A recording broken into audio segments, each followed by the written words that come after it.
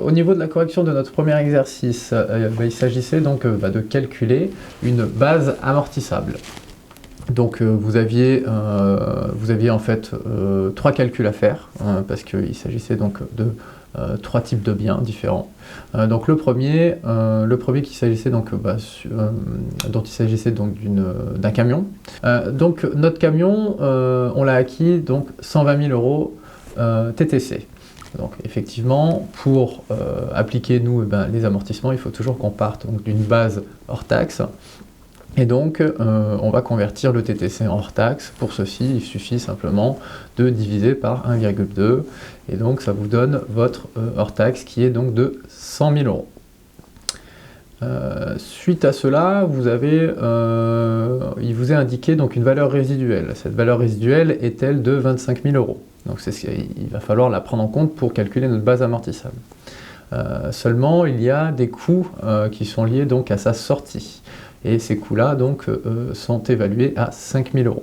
Ce qui nous donne finalement une valeur résiduelle de 25 000 moins 5 000 égale donc à 20 000 € de valeur résiduelle.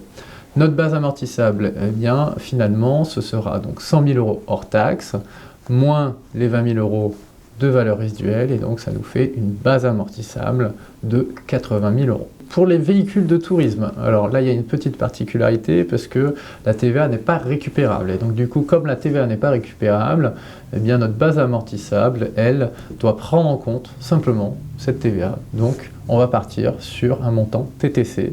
C'est la seule exception que l'on aura au lieu donc du hors taxe. Et donc notre base amortissable finalement sera notre prix d'acquisition TTC, donc 8 000 €. Concernant la base amortissable de notre machine-outil, donc là en fait il nous est dit simplement que eh bien, au niveau de la TVA, il y aura uniquement donc 80% qui sont récupérables et donc le restant, les 20% non récupérables. C'est justement sur ça que va se jouer le calcul de notre base amortissable, tout simplement parce que eh bien, les 20% non récupérables vont s'ajouter à notre base amortissable. Donc on a un montant hors taxe qui est lui de 75 000 €. Donc pour le coup, il va falloir que on calcule donc notre montant TTC. Donc simplement 75 000 fois 0,2, donc parce qu'on est à 20% de TVA, ce qui nous donne 15 000 € de TTC, 15 000 € de TVA. Sur ces 15 000 € de TVA, on nous dit qu'il y a 80% qui sont récupérables et 20% donc non récupérables. Et bien donc simplement, ce que l'on va faire, c'est que on va faire donc 0,8, donc 80%, 0,8 fois 15 000, et donc ça va nous donner 12 000 €. Et il restera donc 3 000 € sur cette TVA qui est non récupérable. Ces 3 000 € là vont s'ajouter à notre base amortissable, enfin vont s'ajouter à notre valeur brute, qui est donc la valeur d'acquisition.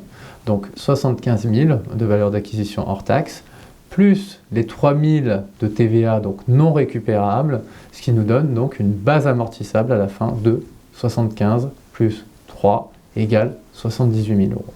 Pour la question 2, il nous est demandé donc de retrouver en fait simplement des taux d'amortissement, d'accord, donc par rapport donc lié à des durées d'utilisation. Donc la première, c'est une durée d'utilisation de 4 ans, donc on fait 100 divisé par 4, ce qui nous donne donc 25% de taux linéaire, donc de taux d'amortissement annuel. Pour le second, on nous donne donc eh bien une utilisation sur 6 ans, donc 100 divisé par 6, et là donc on arrive à un taux de 16,66%. Donc ça c'est notre taux annuel. Ensuite, on nous demande un taux qui est lui donc en relation avec 8 années d'utilisation, donc 100 divisé par 8, ce qui nous donne donc 12,5% de taux d'amortissement annuel. Et donc pour finir, on nous demande donc un taux d'amortissement pour une utilisation de 25 ans, donc 100 divisé par 25, et là donc ça nous fait 4% d'amortissement pour l'année. Pour cette troisième question, eh bien, il vous est demandé exactement la même chose que pour la deuxième question, sauf que là, c'est à l'inverse. On vous donne donc des années et on vous donne des pourcentages et il faut que vous retrouviez le nombre d'années correspondant. Pour la première, on nous donne donc 2%. Et bien simplement, on fait 100 divisé par 2, et donc ça nous donne 50 années d'amortissement. Pour la deuxième, on nous donne donc 5%. C'est pareil, hein, on fait 100 divisé par 5, et donc ce qui nous donne 20 années d'amortissement. Ensuite, donc, on nous donne 20%, donc 100 divisé par 20, vous avez 5 années d'amortissement. Pour le dernier, on nous demande une durée d'utilisation liée donc, au taux de pourcentage de 33 1/3%. Alors on dit donc 33,1 et non pas 33,33, simplement pour qu'on tombe juste au niveau des décimales, parce que si on arrondit tout de suite 33,33 et que on multiplie ça par 3, on arrivera donc à un pourcentage de 99,99 et donc on n'arrivera pas à 100%. Pour le coup, si on fait 33,1 fois 3, et bien là on arrivera bien à 100%.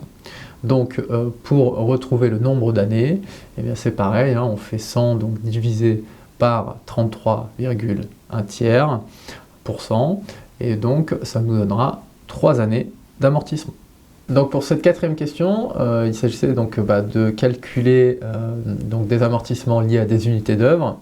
Donc pour cela, eh bien, il faut regarder la base amortissable. La base amortissable ici est donc la valeur d'acquisition. Donc on est sur donc, 200 000. Et ensuite, pour calculer donc notre amortissement annuel, qui est lié donc à l'utilisation de notre IMO, et donc lié à notre nombre d'unités d'œuvre, et bien ce que l'on va faire dans un premier temps, c'est donc de calculer le total de nombre d'unités d'œuvre. Donc ici, en fait, on nous dit que la première année, on est sur 40 000 unités d'œuvre, et que pour les 3 années suivantes, on est sur donc 20 000 unités d'œuvre, donc pour chacune des 3 années suivantes. Ce qui nous donne donc un total d'unités d'œuvre de 100 000, et donc ce sera par rapport à celui-ci que l'on pourra faire donc notre calcul d'amortissement.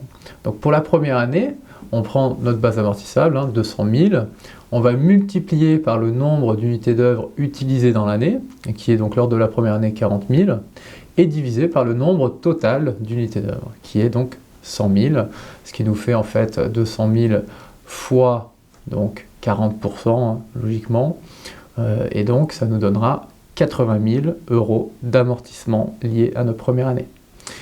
Pour les 3 années suivantes, eh bien, on est toujours pareil, notre base amortissable de 200 000, donc multiplié par le nombre d'unités d'œuvre utilisées dans l'année, qui est donc cette fois-ci 20 000, et donc divisé par le nombre d'unités d'œuvre totales, qui est donc 200 000. Ici, donc, on est sur un rapport de 20%, et donc 200 000 fois 20%, ce qui nous donne donc 40 000 € d'amortissement. Et ce sera le cas donc pour les 2 années suivantes.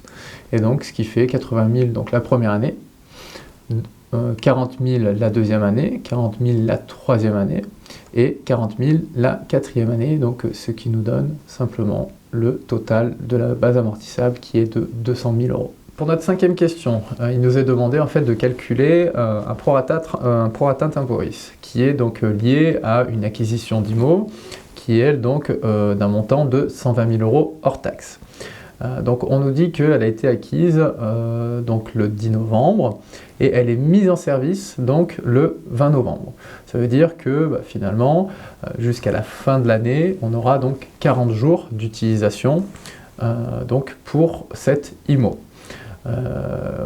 Pour donc calculer notre amortissement de l'année, il faut qu'on calcule tout d'abord notre taux d'amortissement qui est lui donc annuel.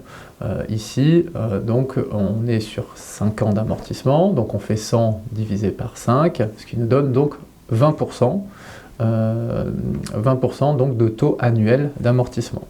Donc on prend nos 120 000, on les multiplie par donc 20%, et on va ensuite multiplier par 40 jours, parce que 40 jours d'utilisation est divisé par 360 jours, qui sont donc le nombre total de jours dans l'année, et ce qui nous donne donc un montant de 2666,66 € pour l'année.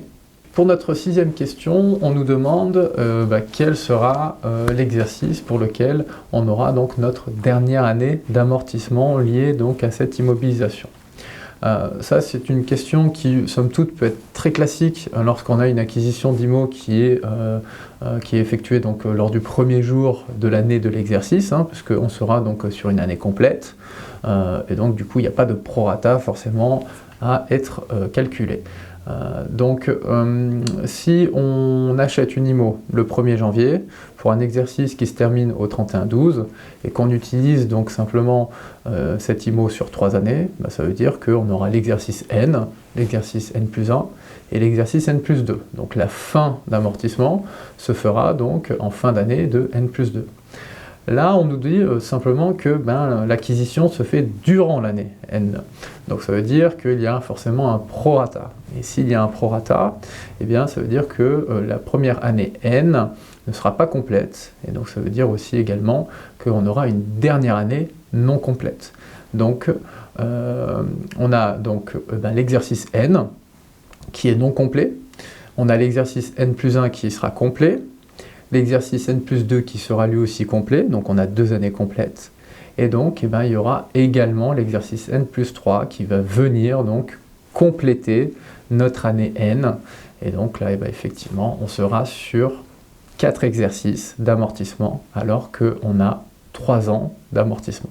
Pour cette 7e question, donc, il nous est demandé de présenter au bilan du 31/12 N+1, d'accord, donc après en fait 2 années d'amortissement, et bien simplement la valeur nette comptable qui figurera au bilan. Donc on a une valeur brute, qui est donc celle de la valeur d'acquisition du matériel, qui est 450 000. On nous dit qu'il y a un amortissement de 90 000 € par année.